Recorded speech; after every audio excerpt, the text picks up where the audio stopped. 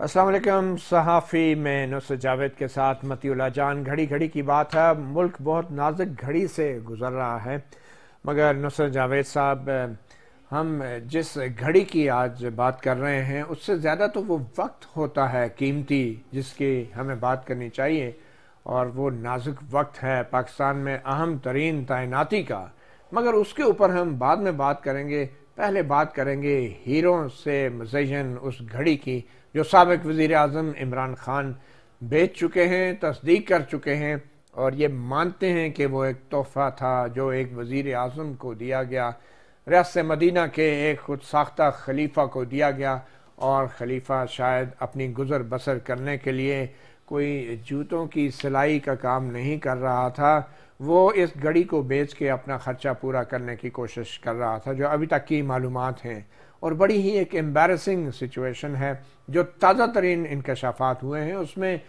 वो दुबई में एक साहब हैं उमर फारूक साहब, वो भी सामने आ गए हैं। उन्होंने कहा कि $2 मिलियन यानी कि तकरीबन 44 करोड़ रुपए में वो घड़ी उन्होंने ख़रीदी, और फरागोगी का नाम भी वो ले रहे हैं और कह रहे हैं इमरान खान साहब के बिहाफ पे फरागोगी ने वो घड़ी उन्हें बेची। बहुत से सवालात पैदा हो रहे हैं। नुसरत जावेद साहब, आप इसको कैसे देख रहे हैं? क्या खान साहब ने जो घड़ी बेची वो और फिर इतने पैसों में, आप इसको कैसे देखते हैं? मुझे तो कुछ समझ नहीं आ रहा कि कोई तोहफा चाहे 10 रुपए का हो या 10 करोड़ रुपए का, तोहफा तोहफा होता है। और जब आपको नहीं बल्कि आपके अवाम, आपकी रियासत को और आपकी हुकूमत को ये तोहफा मिला हो, तो आप कैसे इसको बेच सकते हैं और फिर दावा करते हैं कि जनाब हम पे तो कोई करप्शन का इल्ज़ाम नहीं?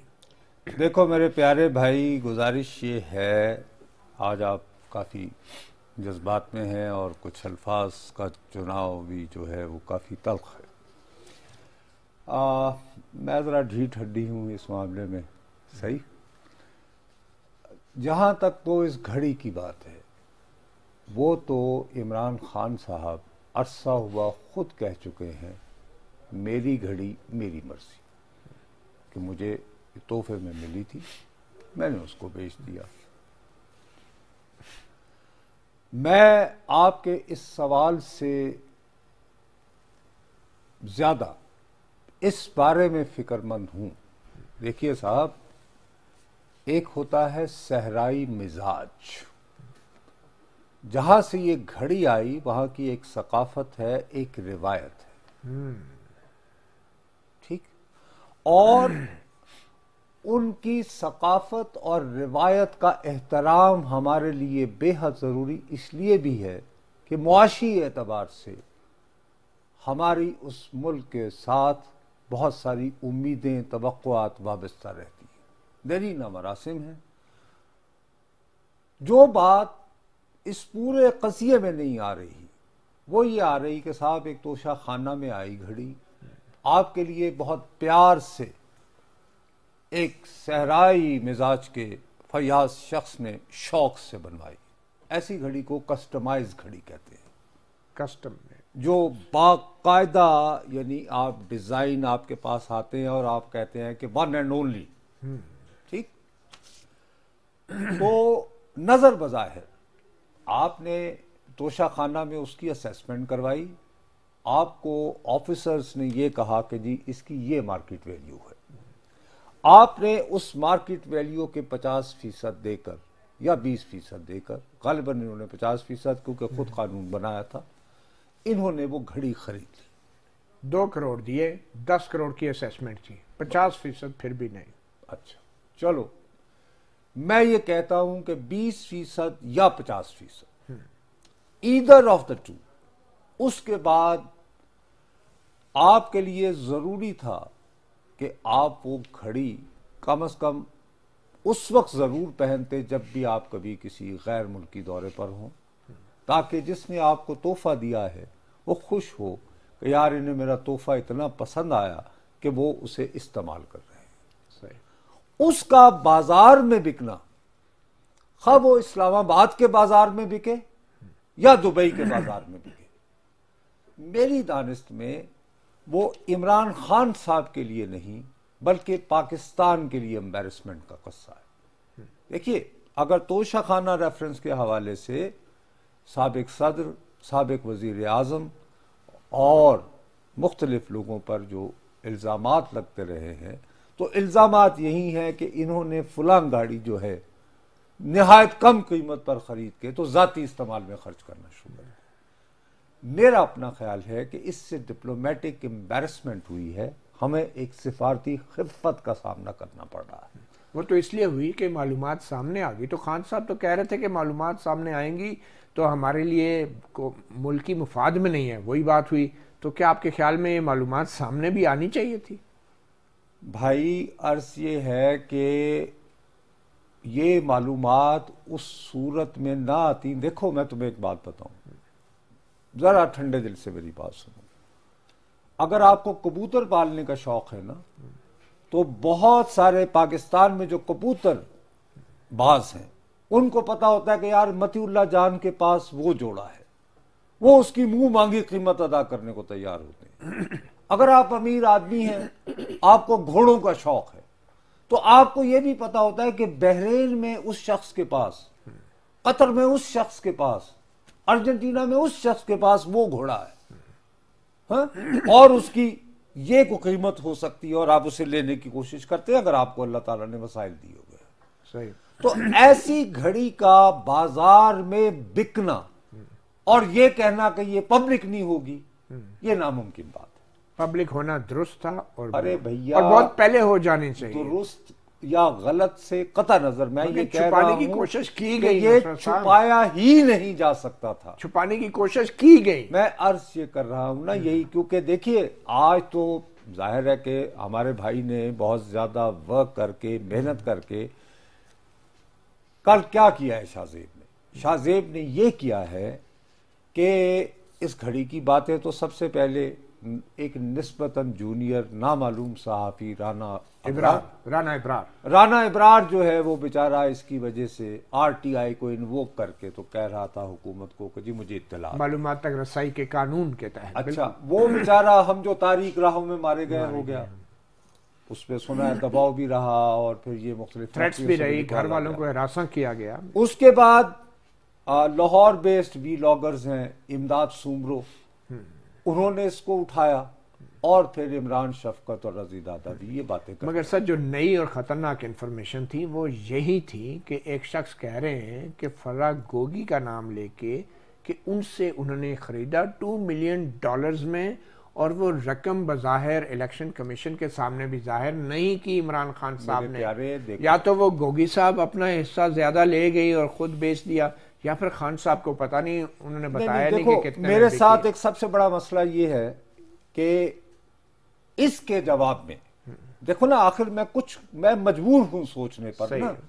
इमरान खान साहब ट्वीट लिखते हैं, गुस्से से भरा हुआ है, बस बहुत हो गया। अच्छा, कल जियो और खानजादा ने सरपरस्तों की मदद से एक मशहूर जमाना धोखेबाज और आलमी सतह पर मतलूब मुजरिम की तराशी गई बेबुनियाद कहानी के जरिए मुझ पर बहुतान तराशी की। मैंने अपने वकला से बात की है और मैं जियो, खानजादा और उस धोखेबाज के खिलाफ पाकिस्तान में ही नहीं बल्कि बरतानिया और मुत्तहिदा अरब अमारात में भी कानूनी चाराजोई का इरादा यानी अब ये उन्होंने पब्लिकली कमिट किया है। कमिट तो बहुत कुछ किया। अरे नहीं बाबू, बात ये है कि आप सर ये चीज़ बाहर के मुल्क में नहीं दिखाई गई, जो मेरी इतलात हैं जियो ने ये बाहर के मुल्क में नहीं दिखाई, ये शाहजेब खानजादा की जो रिपोर्ट है प्रोग्राम, और जब भी वो दिखाना शुरू होते हैं पाकिस्तान में तो कहते हैं कि पाकिस्तान के नाजरीन के लिए ये नशियात जो शाहजेब खानजादा की बाहर के मुल्क में ये नहीं दिखाई गई। बट एनीवे उसके बावजूद ये उनकी एक पोजीशन है। सही, ठीक है ना जी। मेरा जो है सिर्फ ये मसला है जिसको हम भूल रहे हैं इसमें। मेरा अपना ये ख्याल है कि इमरान खान साहब शायद जब वो कहते हैं, वो एतराफ कर रहे हैं, वो ये कहते हैं कि जी मैंने तोशा खाना के कवानीन के मुताबिक ये घड़ी ली, ठीक है, उसके बाद मेरी घड़ी मेरी मर्जी, मैंने उसको बेच दिया और मैंने डिक्लेयर। आप इससे एग्री करते हैं? मेरी घड़ी मेरी मर्जी, क्या ये उनकी घड़ी थी या ये पाकिस्तान के अवाम की अमानत? पहले एक तुम्हें अर्ज कर रहा हूं कि आपको जहन में रखना चाहिए कि ये घड़ी पाकिस्तान के वजीर आजम को एक सहराई मिजाज के फयाज शख्स ने दी है, इमरान खान और बड़े चाव से दी इमरान है। खान को ये नहीं, पाकिस्तान के वजीर आजम को दी गई है, इमरान खान को नहीं दी गई, बिल्कुल तय हो गया। एक शख्स की हैसियत में बिल्कुल नहीं आपको दी गई। आपके लिए जाती पसंदीदगी भी होगी, लेकिन उसके साथ अहम तरीन बात यह थी कि आप पाकिस्तान के वजीर आजम थे, पाकिस्तान के वजीर आजम थे। ठीक हो गई बात। अब मैं ये समझता हूं कि ये जो इन्होंने ट्वीट लिखा है, हम एक बात क्यों भूल रहे हैं। मैं ये जो साहब है उमर फारूक जो कल आए हैं मंजर आम पर के साहब, वो जिस आईफोन के तस्करे हैं वो ये है, ये मैंने खरीदा, मैंने इतने में लिखा है।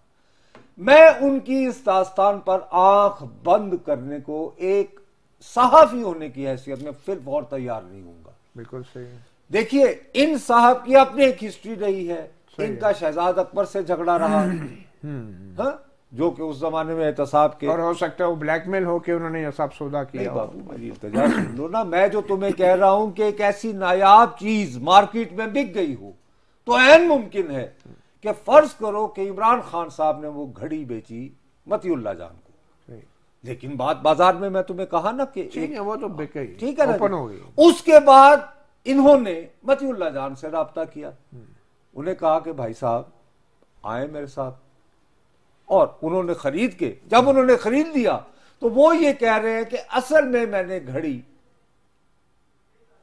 नजर बजायर मोहतरमा फरा एहसन गुज्जर साहब से की। बिल्कुल सही है। यानी मैं इस हद तक लीवे देने को तैयार हूं। ठीक है, इसका मतलब कि फरा ने वो घड़ी पर अपने तौर पे आगे की, भैया इस्लामाबाद में किसी को बिकवा के फिर वो आगे जाके, मैं अभी भी फरा एहसन गुज्जर पे भी इल्जाम नहीं लगाऊंगा। नहीं लगाऊंगा भाई, मैंने तो शुरू से एक बात सीखी है, जब मैंने कैमरे पे बात करनी है, ठीक है, तो मैं बात करने से पहले खुद ये सोचूंगा कि मैं जो बात कर रहा हूं मैं उसे किसी अदालत में चलें, थोड़ी सी आप जितना भी लीवे दे दें, लेकिन पाकिस्तान के अवाम नुसरत साहब एक सवाल ये कर रहे हैं, एम्बैरेसमेंट का लफ्ज मैंने इस्तेमाल किया है। सर बिल्कुल ठीक है सर, आप जितनी देर लगा रहे हैं, घड़ी कहीं गाहकों के हाथों में बिक चुकी होगी। मैं ये कह रहा हूँ कि ये बताएं कि शहजादा क्या सोच रहा होगा, और आखिर जो पैसा मिला है खान साहब को, चाहे $2 मिलियन है, जितना भी, उस पर क्या पाकिस्तान के अवाम का हक नहीं होगा? एक छोटी सी ब्रेक के ऊपर, एक छोटी सी ब्रेक के बाद इन सारे सवालों का जवाब हम लेते हैं नुसरत जावेद साहब से एक वक्फे के बाद।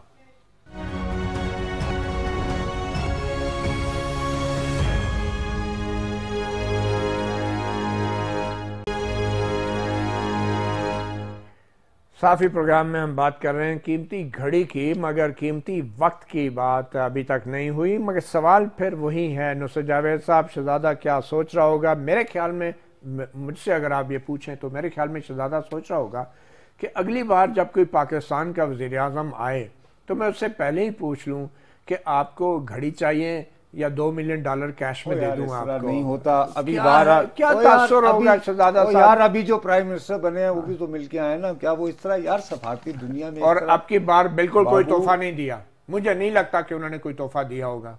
और ये हमारे पाकिस्तान की एक रेपुटेशन मैं जो हूँ, मैं जब तक मेरे पास मालूमात ना हो मैं इतनी कतियत के साथ बात नहीं कर सकता। वैसे अगर दिया होता शहबाज शरीफ साहब बता चुके होते तो शाखाना में जमा हो चुका होता। आपसे दोबारा अर्ज कर रहा हूँ कि चलें जी, उनकी नाराजगी अगर आप कहते हैं तो मैं आपको सिर्फ एक वाकया याद दिलाऊंगा। एक बार ये वाकया हुआ था, और ये वाकया हुआ था 2019 में। ये सऊदी शहजादा ने इन्हें जहाज दिया था अक़वाम मुत्तहिदा जाने के लिए, ठीक है, उसी पे इन्हें वापस लौटना था। अचानक खबर आई कि जी न्यूयॉर्क से जब वो फजा में गया तो थोड़ी देर बाद आया जी तकनीकी खराबी हो।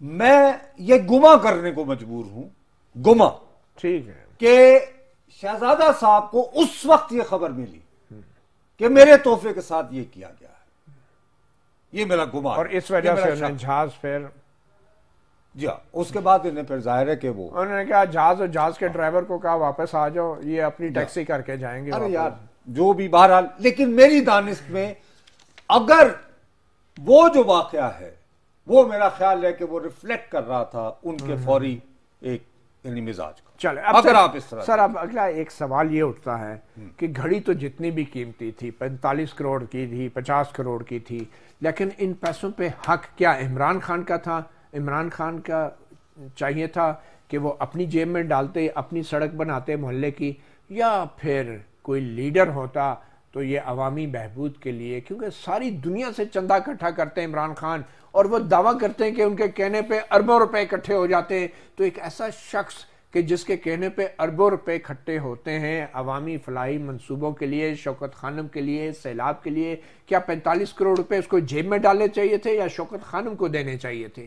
क्या ये हक जो है अवाम का नहीं था? क्योंकि इमरान खान को नहीं, किसी कप्तान को नहीं, क्रिकेटर को नहीं, ये पैसे वज़ीर आज़म पाकिस्तान। मेरा इस वक्त सबसे बड़ा मसला ये है कि आप ये समझ रहे हैं कि मुझे इमरान खान साहब से बहुत हमदर्दी है। उन्होंने मुझसे इतनी मोहब्बत की, मैंने उनसे इतनी मोहब्बत की कि उनके तमाम दौरे इक़्तिदार में मैं स्क्रीन पर मौजूद नहीं था। उसके बावजूद मैं ये समझता हूं कि अगर आप एक पोजीशन लेते हैं तो सहाफी को हर तरह के बुरे दिन के लिए भी तैयार रहना चाहिए। ठीक है, और उसके बाद मामले को उस तरह देखें। अब बताइए इन पैसों पे सहाफी की निगाह से इन पैसों पे यार मैं ये कहता हूं कि इमरान खान साहब का हक था, मैं ये कंसीड करता हूं, आगे आओ ना। लेकिन आपकी जनरल रेपुटेशन ये है कि आप तो बहुत कनात पसंद हैं। अच्छा, आपको माशाल्लाह कमीज में सुराख होते हैं। बाबू, आपकी रोजमर्रा जिंदगी में ऐसी कोई मजबूरी नजर नहीं आती जो आपको टेम्प्ट करे, आपको माइल करे कि आप इतने कीमती तोहफे को लेकर बाजार में ले आए और फिर पैसे अपने ऊपर लगा। और ये तो बल्कि आपके उस पूरे इमेज को जो इतनी मेहनत से तराशा गया, बनाया गया कि आप तो मलंग आदमी हैं, दरवेश से आदमी हैं, आप जो है सिगरेट नहीं पीते हैं, आप ड्रिंक नहीं करते, आपके दूसरे अलले तलले नहीं हैं, आप तो जो है वो कमीज सुराखों वाली पहनते हैं, फटे हुए कपड़े पहनते हैं। कहता हूं कि सादे आदमी हैं, कनात पसंदी, और उनके एक इशारे पर लोग कहते हैं कि खान साहब हुक्म करें, और अरबों रुपए खोल देते। तो फिर आपको क्या जरूरत थी इस पैसे की? आप कहते हैं उनका हक है, आपने कहा कि उनका हक बनता है, चले कंसीड कर लें। सर, आप कैसे कंसीड कर सकते हैं? यार जब उन्होंने खरीद ली तो उनकी वो यहां तक उनकी बात दुरुस्त है, मेरी घड़ी मेरी मर्जी। सर कैसे दुरुस्त है? तो यार मेरी बात उसको तो म्यूजियम में रखना चाहिए अगली नस्लों के लिए कि ये हमारे सऊदी अरब के और पाकिस्तान के ताल्लुकात हैं। दुनिया में वाहिद एक घड़ी बनी थी जो पाकिस्तान के वज़ीर आज़म के लिए बनी थी, और म्यूजियम में अगली नस्लें देखती और कहती कि शहजादे की इतनी मोहब्बत थी, जिसको वो भाई कहता था, उसके लिए खाना काबा की तस्वीर के साथ हीरे जौहरात से मुज़य्यन एक घड़ी पाकिस्तान को दी, और वो अगर आइंदा नस्लें देखती कितना फख्र करती। वो घड़ी आज कहाँ है? एक उसी दुबई में पड़ी है, किसी कलेक्टर के पास पड़ी है। सर एक ही बात को दोहराए चले जा रहे हैं। आप कह रहे हैं मैंने आपके साथ मुक्दी गल मुकाई है कि तोहफे का बाजार में बिकना एक एम्बैरेसिंग, एक शर्मसार करने वाली ये बात। पैसे कहां जाने चाहिए थे? अब आप ये बताएं। यार हो सकता है उन्हें कोई नागहानी जरूरत पड़ गई हो, आखिर उन्होंने जमान पाक में अपना हवाई घर जो है, सर मैं समझता हूं कि उलमा कराम को अब ये फतवा दे देना चाहिए कि एक रियासती तोहफा जो अवाम के ओहदेदार को दिया जाता है उस पे अवाम का हक है या इमरान खान का? और ये क्या ये रिस्क हलाल है? क्या ये हलाल पैसा है जो अवाम के ओहदे के को दिया गया तोहफा और वो बेच के अपनी जेब में डाल दिया गया? इमरान खान साहब की हिमायत या मुखालफत में को प्रोपेगेंडा ब्रिगेड का मेंबर, सर ये प्रोपेगेंडा नहीं है, ये सवाल मैं है। एक सहाफी के तौर पर एक सहाफी मैं आपसे फरियाद किए चला जा रहा हूं कि यार ये एम्बेरसमेंट है, एम्बैरेसमेंट सफारती एम्बैरेसमेंट है। मैंने आपके साथ सहराई सफारती नहीं सर, कर रहा हूं। ये करप्शन नहीं है। आप कहते हैं ये करप्शन है, इस पे अवाम का हक था। अगर आपने बेच दी है, एक इज्जत बेच दी अपने ओहदे की, तो फिर इस पे, इस पैसे पे क्या ये हलाल है किसी सियासतदान के लिए कि वो अपने ऊपर खर्च करें? ये फैसला उन लोगों ने करना है जो इमरान खान साहब की मोहब्बत। वैसे सर तोहफे तो और भी ब्यूरोक्रेट्स भी सऊदी अरब से जाके लेते हैं, बड़े बड़े अस्करी क़यादत भी लेती रही है, और आप इतना अरसा सहाफत में गुजारा है, आप सऊदी अरब कभी नहीं गए, कभी तोहफे नहीं मिले? क्या ये उनकी रवायत नहीं है? क्या वो तोहफे बेचे जाने के लिए होते हैं? मैं भैया आज तक कभी भी जब भी मैं उम्रा या मैंने उम्रा किया सरकारी डेलीगेशन पे, कभी आज तक नहीं मैंने कभी भी सरकारी तौर पर उम्रा नहीं किया। मैं ज़ाती तौर पर उसको मुनासिब नहीं समझता। एक मरतबा मैं जा रहा था कतर, तो मैं रास्ते में रुका था। हाँ, मैंने अब वो टिकट में वोट दिलवाया, मैंने उम्रा अदा किया, और शायद एक नहीं दो मरतबा। खान साहब सोच रहे होंगे ये तोहफे तोहफ तो, लेकिन ये कि मैंने कभी आज तक जो है, मगर आपके नॉलेज में है कि तोहफे तोहफ दिए जाते हैं? तोहफे तोहफ दिए जाते हैं, और सबको दिए जाते हैं, सिर्फ वजीर आजम को नहीं। साथ जो लोग जा रहे होते हैं उनको भी दिए जाते हैं। चलें, ठीक है।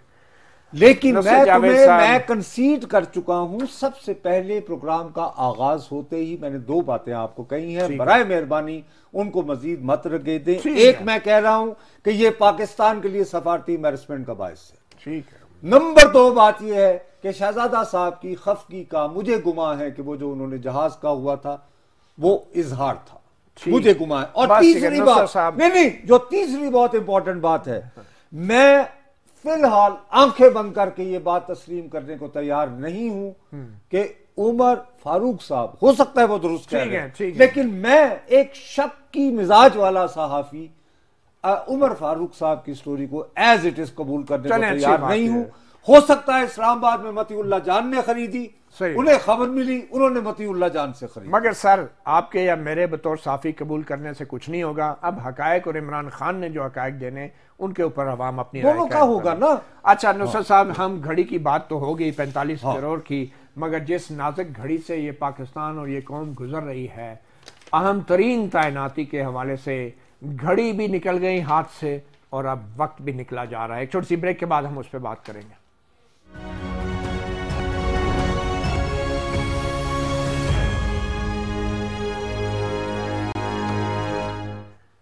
इस कौम के हाथ से हीरे जवाहरात से मुज़य्यन घड़ी तो निकल गई, वक्त भी निकलता जा रहा है, फिसलता जा रहा है रेत की मानद। अहम तरीन तैनाती आर्मी चीफ की 28 नवंबर को मौजूदा की क़यादत रिटायर हो रही है और नई क़यादत का कुछ मालूम नहीं।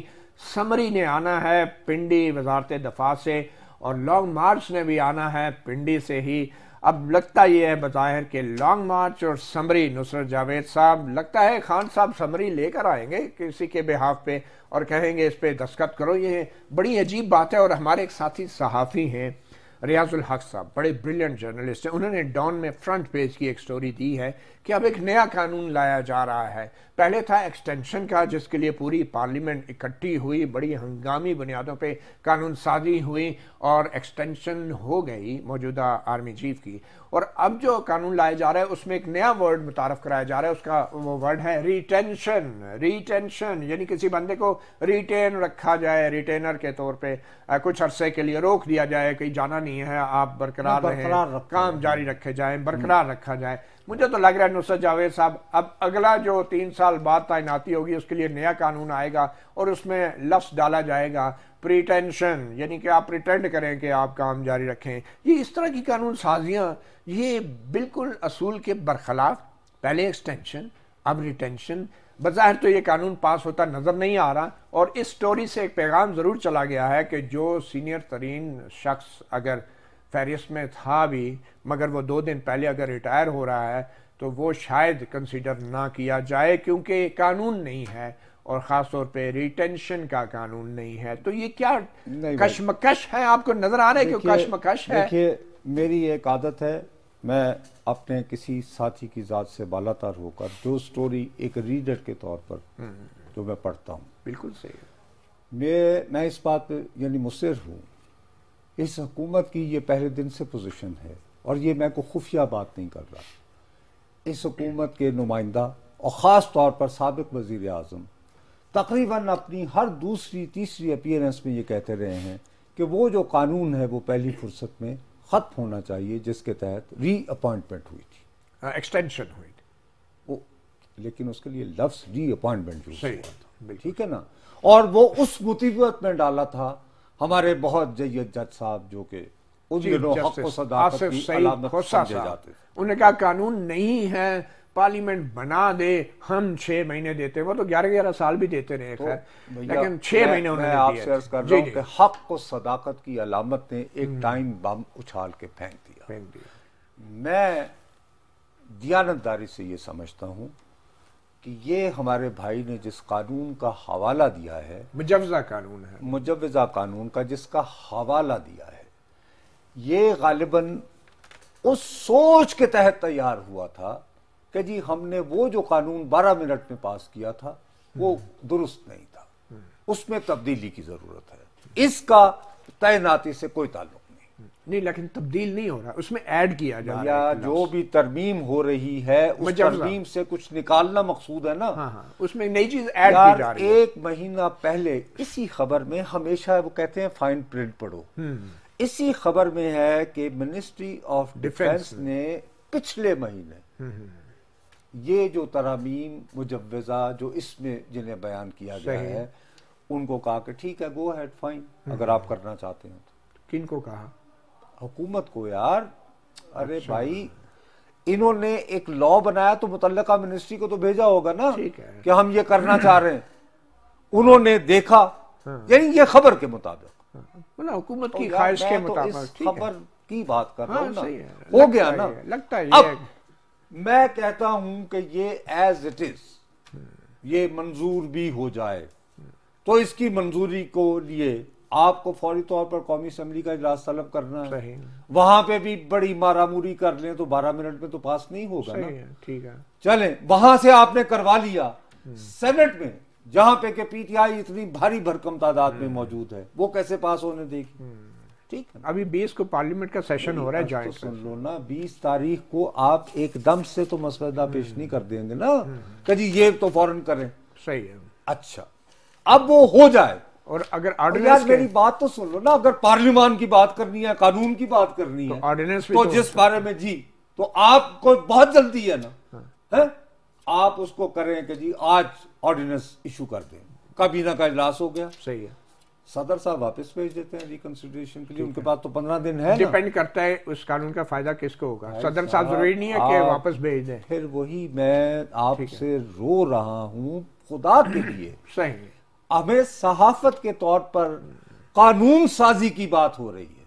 सही है। ये जो कानून जिसका जिक्र हो रहा है, आरबी एक्ट 1952 का, उसका कॉमा फुल स्टॉप भी पार्लियामान की मंजूरी के बगैर नहीं बदला जा सकता, ऑर्डिनेंस के जरिए हो सकता है। भैया, ऑर्डिनेंस को तो रिकंसिडरेशन के लिए वापस भेज देगा ना, कल काबीना का इजलास है ना, बिल्कुल, कल काबीना के इजलास में लेट से वो कहे कि जी हमने ये कानून की मंजूरी दी और हालात को ध्यान में रखते हुए हम ये समझते हैं कि इसको फिल फॉर ऑर्डिनेंस की सूरत नाफिज किया जाए। ठीक है, उन्हें भेजा जाता है सदर ममलिकत के पास।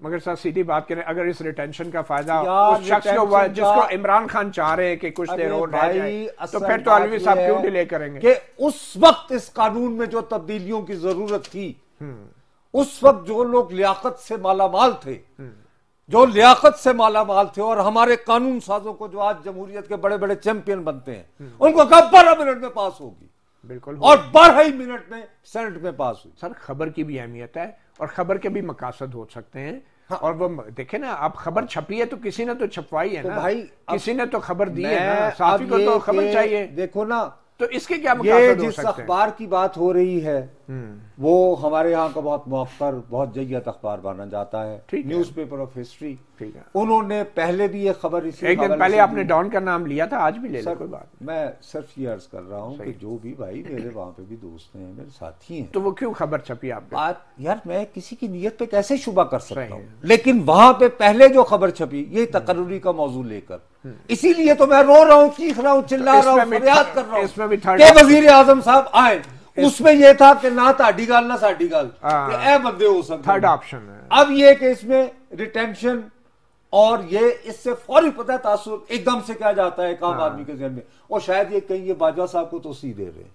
मैं तुम्हें स्ट्रेट अवे बात बताऊं, या ये दूसरा ये कि वो जिनकी रिटायरमेंट मतवक्को है पहले, अरे साहब उनको एक्सटेंशन दे, लेकिन यार ये कैसे होगा भाई? सर इसका आज क्या तारीख है? इसका एक और मतलब, आज क्या तारीख? सर वो तो ऑर्डिनेंस में होना हुआ, अगर ऑर्डिनेंस नहीं आएगा सर, 12 दिन कम नहीं है, 12 घंटों में हो गया। पिछली दफा आपने खुद कहा 12 मिनट में हो गया, 12 मिनट में हुआ, लेकिन असल इशू ये नहीं है कि हो सकता है या नहीं। मैं भाई सर इस खबर का, मैं पूरी जिम्मेदारी से आपको ये बात कर रहा हूं कि ये तरामीम मैं होमवर्क के बाद ये कैमरे को देखकर बात खबर पे आए ना, तरमीम तो इशू नहीं है।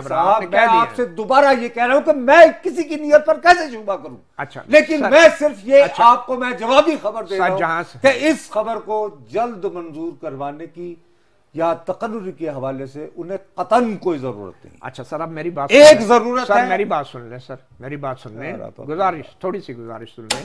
ये जो खबर है इससे ये साबित होता है कि जो मौजूदा कानून है इसमें किसी को रिटेन नहीं किया जा सकता, ख़ासतौर पे अगर वो रिटायर हो रहा है पहले। तो ये एक पैगाम भी है, तो ये शायद पैगाम भी ऐसे शख्स को है जो ये उम्मीद लगा के बैठा है कि उसको अगर कोई गैप है, कोई लकुन है तो मैंने जो अपने बाल सफेद किए, मुंह काला करवाया इस प्रोफेशन में, नहीं, वो इसलिए करवाया है कि मेरा काम पैगाम देना या पैगाम्बर को चेक करना नहीं है।